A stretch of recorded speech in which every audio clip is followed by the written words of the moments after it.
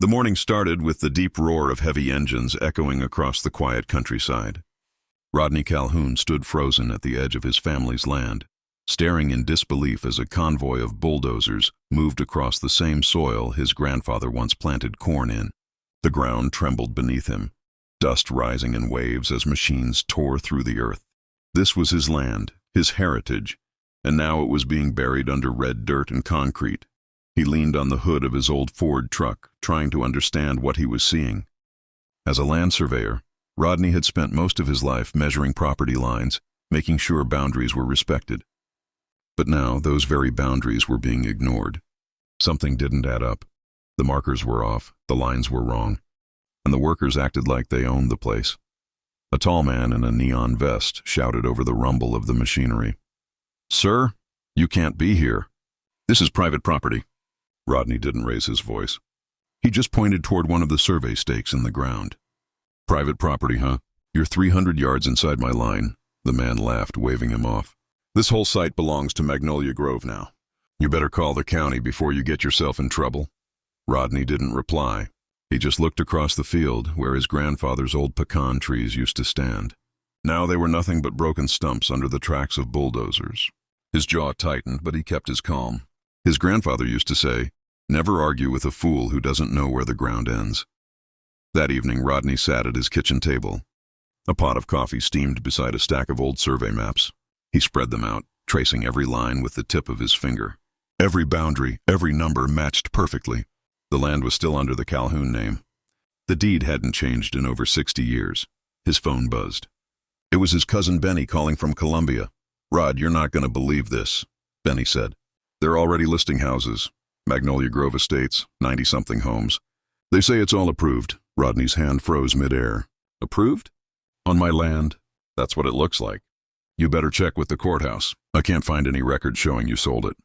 Rodney took a slow breath, staring out the window into the darkness. For the first time in his life, that land, the one his grandfather had called the Calhoun ground, felt like it wasn't his anymore. Something was happening behind closed doors, and he was being written out of his own story. The next morning, he drove to the Charleston County Recorder's office. Inside, the smell of old paper and dust filled the air. Janice Poole, a woman he'd known for years, greeted him from behind the counter. "Morning, Rodney," she said with a smile that didn't reach her eyes. "What brings you here today?" "I need to check ownership records for parcel 19A off Goose Creek Road," he said. Her fingers paused on the keyboard. "That one's under review. New development filings. Under review by who?" "Developers from Magnolia Grove Holdings," she said carefully. "They filed plans 2 years ago." "Didn't you get the notice?" Rodney's voice sharpened. "Notice? I've paid taxes on that land every year since my father died. You're telling me somebody filed plans without my signature?" Janice lowered her voice. "Rodney, I can't talk on record, but you need to speak with the county assessor. Something about that parcel doesn't add up." When he left the office, his patience was gone. Driving home, he noticed new signs planted along the gravel road, future home of Magnolia Grove Estates. Each one stood like a warning. He parked by the old fence line, stepped into the field, and kicked at the dirt. There, buried under the soil, he found one of his grandfather's old metal survey pins. Still rusted, still standing firm. Proof that this was still Calhoun land. That discovery reignited something inside him. He wasn't about to let anyone erase his family's name. Later that week, Rodney marched into the construction trailer at the site. Inside, 3 men in crisp shirts were leaning over blueprints spread across a long table. The smell of ink and coffee filled the small room. "You're building on the wrong property," Rodney said flatly. One of the men looked up, irritated. "Sir, this land was purchased legally. We've got all the paperwork." "Then show me," Rodney said calmly. The man chuckled. "That's not how it works. You've got an issue. Take it up with the HOA when construction's done." Rodney looked down at the blueprints. Every line showed his grandfather's field divided into numbered lots. His throat tightened. "You're making a big mistake," he said, turning to leave. That night, he went home and opened his grandfather's old metal box, the one that had been locked for decades. Inside, beneath yellowed letters and a pocket knife, lay the original deed, hand-signed, stamped, dated 1958. Proof that the land was still theirs. He sat there for a long time, staring at that piece of paper. It wasn't just ink and parchment. It was the story of his family's blood and sweat. He remembered the old tales his grandfather used to tell about buying that land with money earned at the lumber mill in Walterboro. Hiram Calhoun had started with almost nothing but built a legacy acre by acre. When he died, the land went to Rodney's father, Gerald, who protected it with the same fierce pride.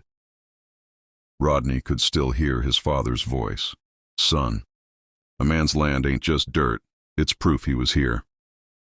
That line had followed him his whole life. When his father passed, the land became his. The attorney who handled the will had slid the yellowed papers across the desk, saying, "Your father wanted this in your name only. He said you'd understand why." And he did. The land was sacred ground. It wasn't about money. It was about belonging. For years, he kept it untouched. He'd visit on weekends, mow the grass, check the fences, and watch herons glide over the marsh at sunset. It was peaceful. It was home. But over time, the world changed. Charleston grew crowded. Developers arrived with their suits, their smiles, and their big checks. Rodney got letters, dozens of them.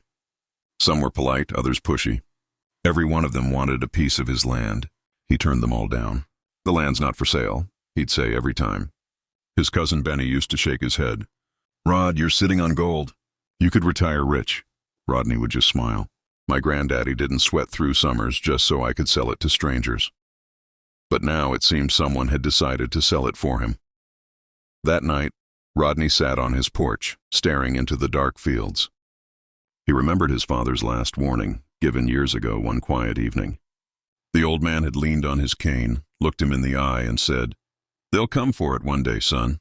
Keep the papers safe. The county might forget, but paper don't lie." Rodney had kept those papers safe, just like his father said, but he never thought he'd need them. Now they were all he had left between truth and theft. He looked down at the deed again, his reflection faint on the glass frame. His hands were steady, but inside he felt a fire building. Whoever had done this thought they could bury his name under paperwork and cement. They were wrong. As the night grew quiet, Rodney whispered to himself, "You picked the wrong man's land." And for the first time in a long while, the old Calhoun ground felt alive again, like it knew a fight was coming.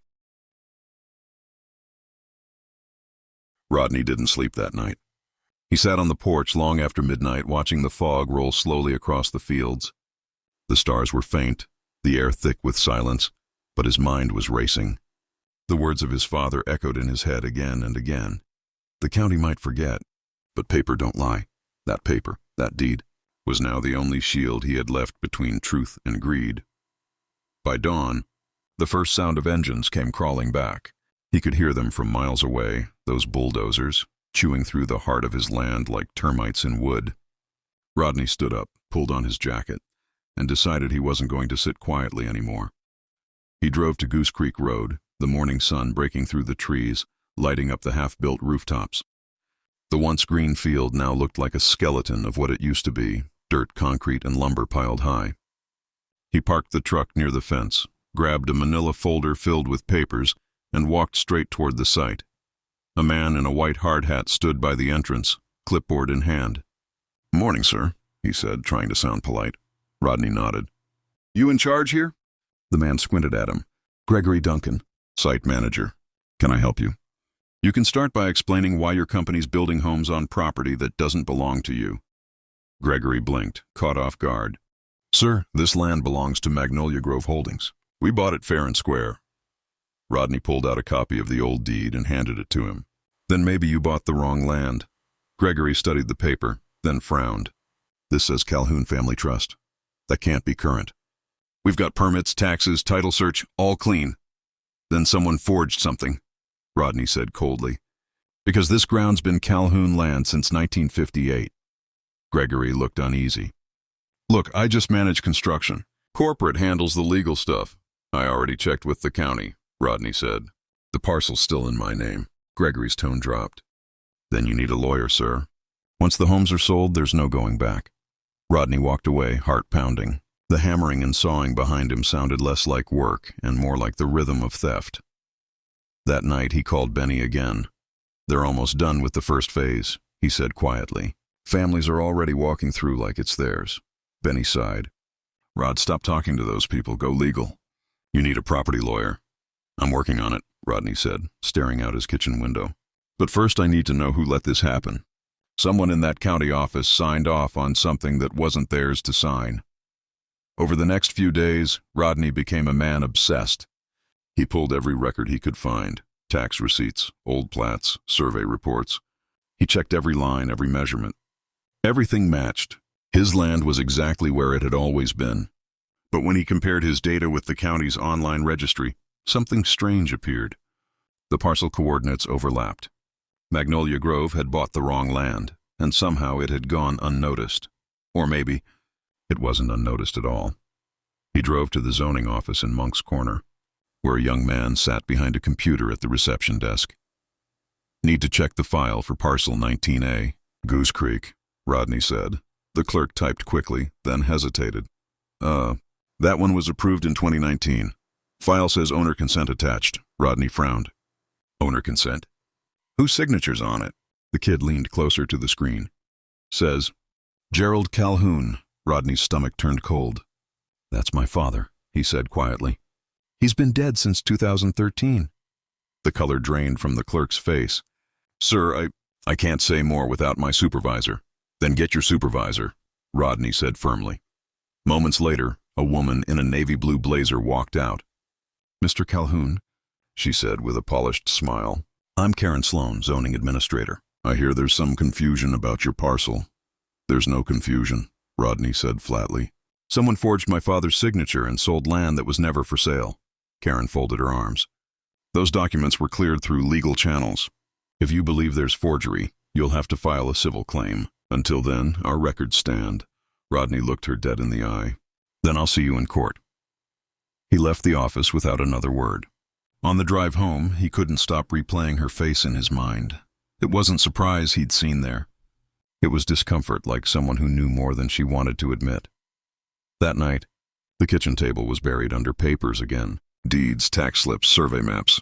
Rodney drew lines across the pages, connecting every mismatch, every forged signature. Slowly a picture began to form, a network of names and companies that seemed to circle around the same point. Magnolia Grove Holdings. The next morning, he made a call to a lawyer in Charleston. Name's Jesse Brome, the man said. I handle property disputes. What's the issue? Rodney explained everything, from the bulldozers to the forged documents. Jesse listened quietly, flipping through the photos Rodney had sent. You've got a strong case, Jesse finally said. But they're not going to roll over. 96 houses, that's millions of dollars. They'll fight dirty, maybe even try to buy you off. Rodney nodded. They can try whatever they want. I'm not selling what's already mine. Good, Jesse said. First step, title verification. We'll dig through the county archives and track every ownership link. If we can prove the chain was never broken, you'll have them cornered. Rodney felt exhausted, but alive. For the first time, he wasn't just reacting, he had a plan. Still, Jesse's last words haunted him. When you stand between money and land, people don't play fair. 3 days later, Rodney drove back to the site. The development looked almost finished. Rows of identical houses, fresh paint shining under the morning sun. A trailer sat near the entrance with a big white banner, Magnolia Grove Holdings, sales office open. Rodney parked his truck and sat for a moment, gripping the steering wheel. He took a deep breath, grabbed his folder, and stepped out. Inside, a receptionist greeted him with a bright corporate smile. Good morning, welcome to Magnolia Grove. Are you here to see a property? No, Rodney said evenly. I'm here to see whoever's in charge. Do you have an appointment? She asked, her tone slightly nervous. I will when I walk through that door, he said, nodding toward the glass office behind her. She hesitated, then picked up the phone. Within seconds, a tall man in a blue suit stepped out. Mr. Calhoun, I presume, he said smoothly. Gregory told me you stopped by the site. I'm Brian Fenton, CEO of Magnolia Grove Holdings. Rodney followed him into a small conference room. On the table lay glossy maps and marketing brochures. Brian poured himself a cup of coffee but didn't offer any. Mr. Calhoun, he began, I understand there's been some confusion about ownership. Let me assure you every legal step was followed. Rodney placed the old deed on the table. Then explain this. This paper has my grandfather's signature, my father's seal, and my name as current owner. No sale, no transfer. Brian glanced at the document unimpressed. Old deeds can be tricky. Boundaries shift, records get outdated. That's why we trust the county's approvals. You mean the same county that used a dead man's signature? Rodney's voice cut through the room. You didn't think to double-check that? Brian's jaw tightened. That's a serious accusation, Mr. Calhoun. Rodney leaned forward. Careful is what got me here. You people started digging before you even verified ownership. For a moment, silence filled the room. Then Brian gave a small smile. I admire your conviction, but the project's too far along to stop. I'm sure there's a reasonable number we can discuss. Compensation, maybe even partnership. Rodney stared at him in disbelief. You're offering to buy my own land from me? Call it a settlement, Brian said calmly. You avoid court, we finish construction. Everyone wins, Rodney stood slowly. My grandfather worked his whole life for that land. You're not buying your way out of what you stole. Brian's smile vanished. Then I hope you're ready for a long fight. Once those homes are sold, you'll be the man trying to evict 96 families. Rodney gathered his papers. I'm not evicting anyone, he said firmly. I'm holding the people who did this accountable. He walked out, the door clicking shut behind him. Outside, workers painted door frames and landscapers planted shrubs. Somewhere nearby, a realtor laughed with a young couple about building their dream home. Rodney stood still, watching it all. For those people, it was a dream coming true. For him, it was theft unfolding in slow motion. When he got home, the phone was ringing. It was Jesse. You met with them? Yeah, Rodney said. They tried to pay me off. That figures, Jesse replied. We'll subpoena their purchase records and county filings. Once we have the title chain, they won't have a leg to stand on. Rodney rubbed his temples. They've got money, Jesse. They'll drag this out for years. Then we'll take it slow, Jesse said. Patience wins land battles, Rodney gave a faint laugh. That's what my granddad used to say. But as he hung up, he couldn't shake the feeling that this was only the beginning, and that the people he was up against would do whatever it took to keep the truth buried. Rodney's days began to blur together after that meeting. He would wake before sunrise, drive past the construction site, and watch silently from the dirt road as more houses rose from the ground that once belonged to his family. 96 homes. 96 reminders of how easily the system could erase a man's name from his own history. The lawyers had begun their work, but the process was slow. Jesse filed motions, sent letters, and demanded records from the county. Each reply came back delayed or buried under red tape. It was clear to both of them now. Someone in power was trying to make the problem disappear. But Rodney had no plans of disappearing. Every night he'd sit at that same kitchen table surrounded by stacks of papers, documents, and photographs. He read through every detail until his eyes burned. The smell of coffee and frustration filled the small house. Sometimes, he'd find himself staring at the old black and white photo of his grandfather, Hiram, standing proudly in front of a wooden sign that read Calhoun Farm. That image reminded him what he was fighting for. Weeks passed. The construction finished faster than he expected. Families began moving in. Cars parked in driveways, kids played in front yards. Mailboxes stood shiny and new. And just like that, Magnolia Grove Estates was alive. One evening, as Rodney drove by, he noticed something new.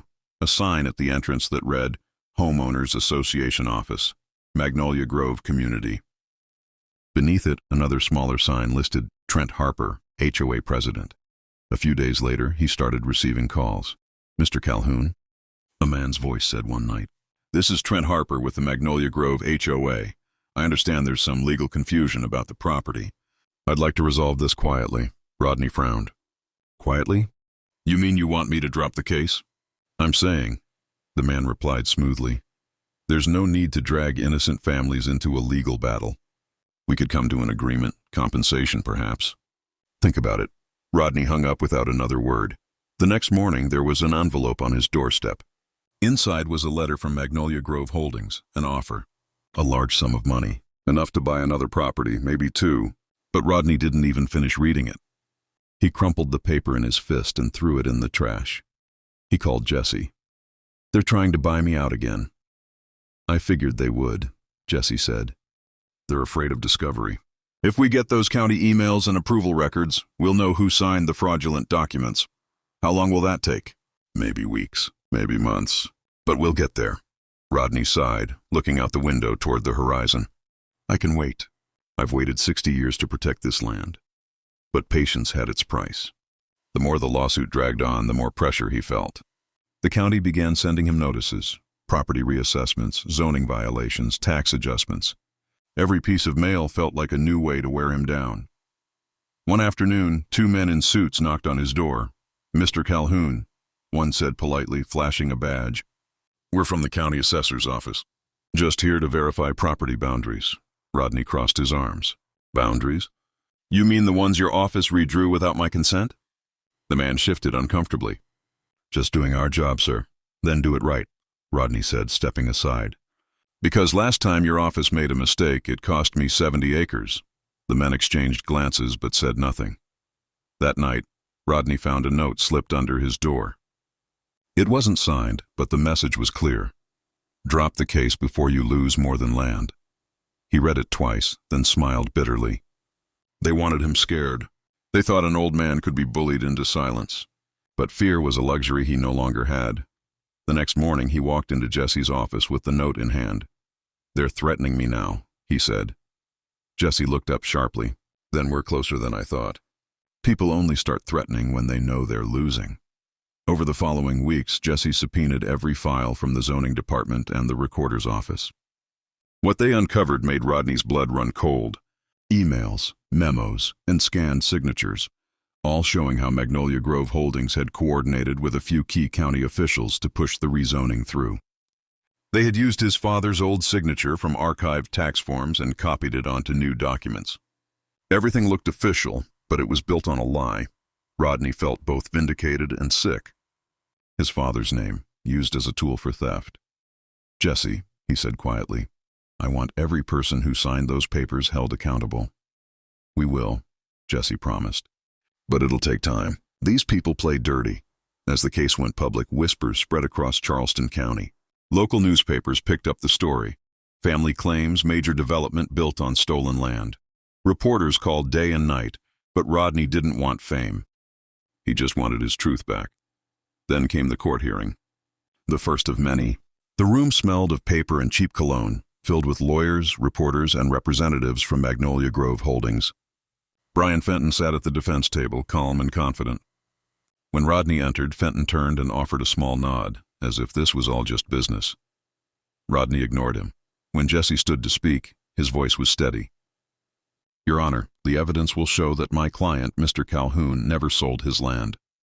His father's signature was forged to authorize a rezoning that never legally occurred. This development was built on fraud. The defense attorney smirked. With respect, Your Honor, this man is clinging to outdated paperwork and family nostalgia. The county approved every step of construction. This case is about sentiment, not ownership. But when Jesse laid the original deed and the forged documents side by side on the projector, the difference was undeniable. The judge leaned forward, frowning. These signatures aren't even close, he said quietly. For the first time, Fenton looked uneasy. The hearing ended with no verdict, but Rodney knew something had changed. The truth was out. Outside the courthouse, reporters surrounded him. Mr. Calhoun, what do you hope to achieve from this? Rodney looked into the cameras and said simply, Justice. Not just for me, for every family that's ever had their name stolen by a piece of paper. Weeks turned into months. The case dragged through hearings and filings, but Magnolia Grove's walls were beginning to crack. County officials started resigning quietly. One of them, a clerk named Janice Poole, the same woman who'd first warned Rodney, finally came forward. She testified under oath that she'd been pressured to fast-track Magnolia Grove's paperwork. That testimony changed everything. By winter, the county rescinded the fraudulent rezoning approval. Magnolia Grove Holdings was ordered to halt all future sales. Every home that had already been sold remained under investigation. The headlines were everywhere. Rodney didn't gloat. He didn't smile. He just went back to the land. One cold morning, he stood at the fence line where his grandfather's survey pin still stuck out of the ground. The bulldozers were gone now. The noise had faded. He knelt, brushed the dirt away from the metal, and whispered, We did it, Granddad. Paper didn't lie. Behind him, the horizon glowed gold as the sun rose over what was once again Calhoun ground.